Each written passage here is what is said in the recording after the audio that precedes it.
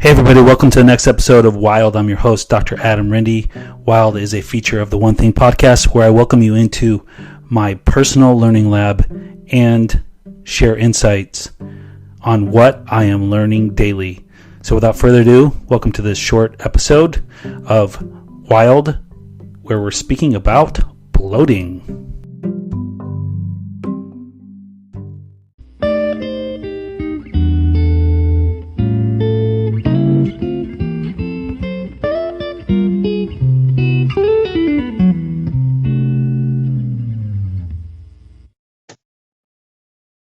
Hey everybody, Dr. Adam Rindy speaking to you today about bloat. This is the next episode of WIALD. Bloat is one of the most common complaints that I see in practice, and bloating can be something related to digestive health, but it also can be related to other problems which we'll talk about shortly. When you have bloating, I will first say that it's a very common concern of both men and women, and the reason is it's awfully uncomfortable. So there's some basic definitions that we must define. Bloat versus distention. So bloat is usually described as a condition where the abdominal region is expanded anteriorly, mainly from a standpoint of being filled with fluid and gas contents. And distension can be just described as any increase in abdominal girth or appearance that's actually can be measured, and it doesn't often isolate to the anterior part of the abdomen region. The distension can actually expand out laterally, and so we must be clear about whether we're talking about bloating or distension when discussing this problem with patients. And these are very different scenarios.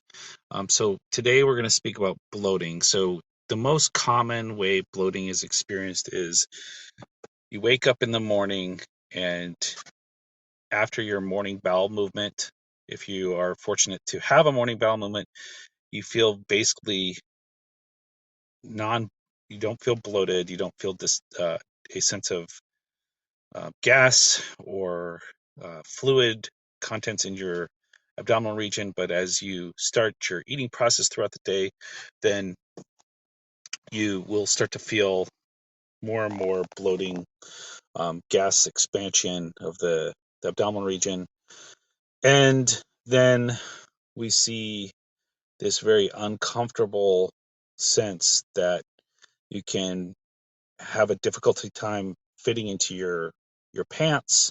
You might need to unbutton the top snap.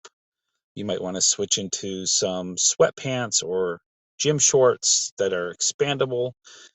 And then this continues into the evening.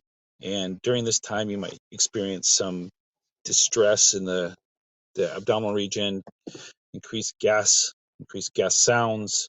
Um, and it could get to the point where you don't feel like going out and socializing or being intimate because you may feel like you have the appearance of being actually pregnant. Some patients will feel like they're 7 months pregnant after experiencing this phenomena called bloating. So the next day, after making a morning bowel movement, or just as you wake, this might be resolved, and then it starts over as you eat throughout the day. You can imagine this is just a very uncomfortable experience. Like I said, it can affect those of us who experience this. It can affect us socially. It can affect our relationships. It can affect our desire to eat. and it just feels out of control. Some people call their bloating like a food baby, even because it feels just almost like you can't stop it. So, why is this happening? Well, in this scenario, it's usually related to the core digestive function in the body, and also the microbiome balance. This is a common phenomena that happens within IBS patients. It happens also with uh, patients who have small intestinal bacterial overgrowth, small intestinal fungal overgrowth, and also just people who have poor function of their digestive system. So the aspects of the digestive system I'm speaking about is the chewing and swallowing mechanics might be affected, the stomach acid might be affected, um, the migrating motor complex, which is involved with intestinal clearing and cleansing of the upper intestine between meals, might be impacted, and signaling to the pancreas to release digestive enzymes, rush border enzymes might be deficient. And so as food enters the upper intestine, it might not be broken down properly, and that would bring extra fluids and gas to the upper intestinal region. And then, uh, the bloating starts. So, the simple, basic, straightforward suggestions for people with bloat often aren't enough, but I'm going to go through them just because it's important that they're not overlooked. So, bloating often happens to people who really rush and eat their food fast, and so they're chewing their food not completely. They're swallowing whole foods, larger bites, and so their digestive system generally has to work a little bit harder, and the breaking down process of foods into fatty acids, amino acids, and carbohydrate substrates is just slower, and that can cause bloating and distress. So chewing the food, swallowing slowly, and eating the food in a very slow, relaxed manner can really drastically reduce bloat.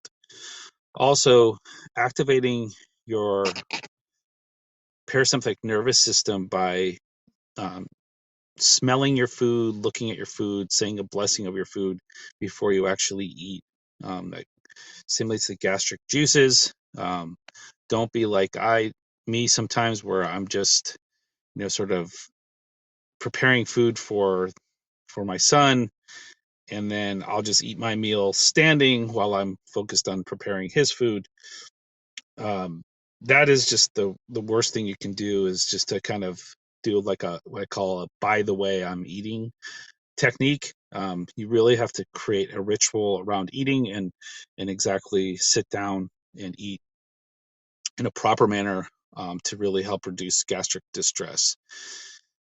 To help with the pH balance and gallbladder release, you might want to have a small amount of room temperature lemon water before you eat, and just kind of sip on that just real gently before you eat. Not a whole lot, maybe 2 to 4 ounces, just to kind of wake up the digestive tract, stimulate hydrochloric acid release, and then, have your meal.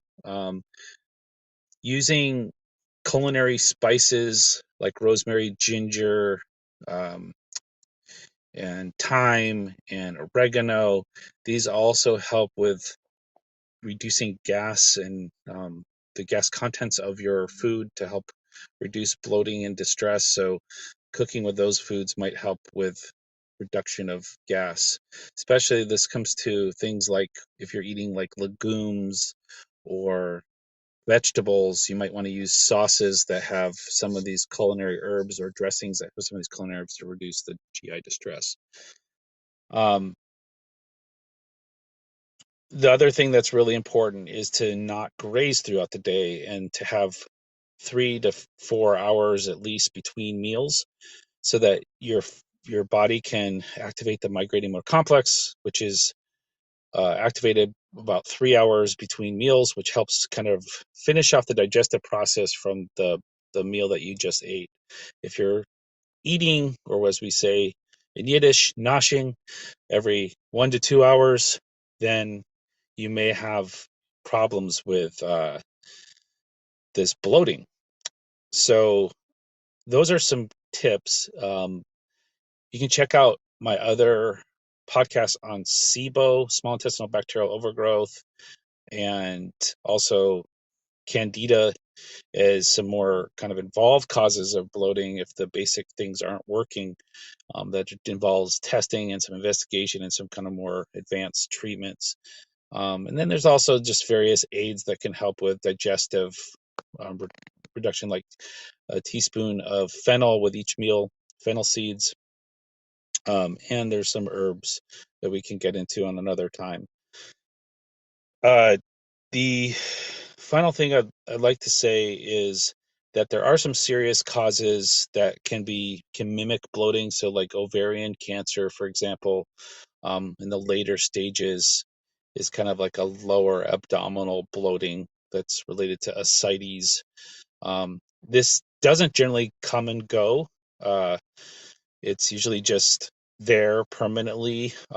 It might be a little bit better some days versus others, but it doesn't really have like this come and go kind of scenario that we see with bloating.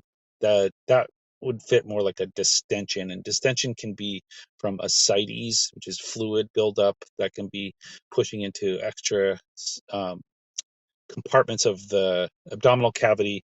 That's a very serious scenario, and should be investigated further with your general practitioner.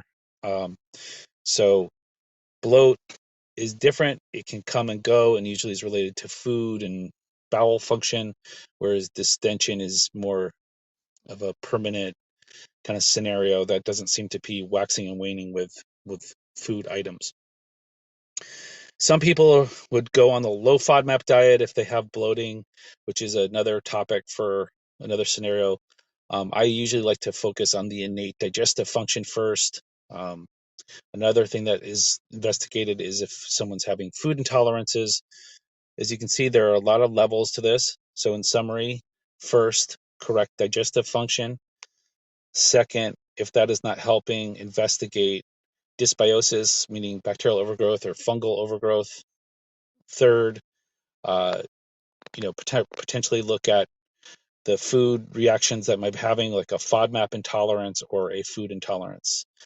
So I hope you enjoyed this little segue on bloating, and thanks for tuning in to the One Thing podcast. Take care.